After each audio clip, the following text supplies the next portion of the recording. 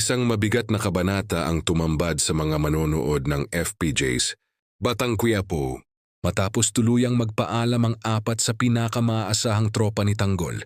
Sa gitna ng umiinit na banggaan ng mga grupo sa Quiapo, sunod-sunod na nawala ang kanyang mga kaalyado, isang pangyayaring tiyak na magbabago sa takbo ng kwento.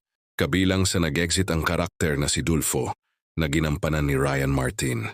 Kilala si Dulfo bilang isa sa mga tahimik, pero matatag na kasama ni Tanggol sa maraming delikadong operasyon.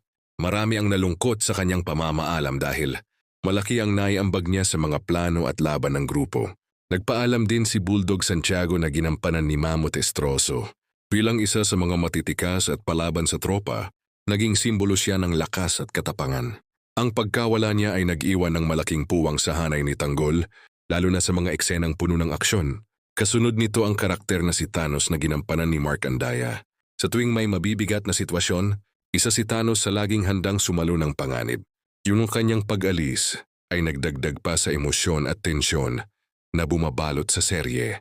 Hindi rin nakaligtas sa pamamaalam si Enteng na ginampanan ni Jojit Lorenzo.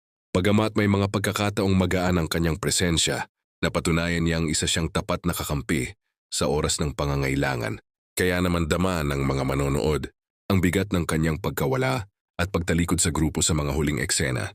Dahil sa sunod-sunod na pag-exit ng apat, maraming tagahanga ang nagtatanong kung paano haharapin ni Tanggol ang mga susunod. Nahamon ng wala ang kanyang matibay na sandigan. Mas magiging mabagsik ba siya? O ito ang simula ng mas madilim at mas mapanganib na yugto sa kanyang buhay sa Quiapo? Ang tiyak, mas paiinit pa ang mga susunod na kabanata ng serye.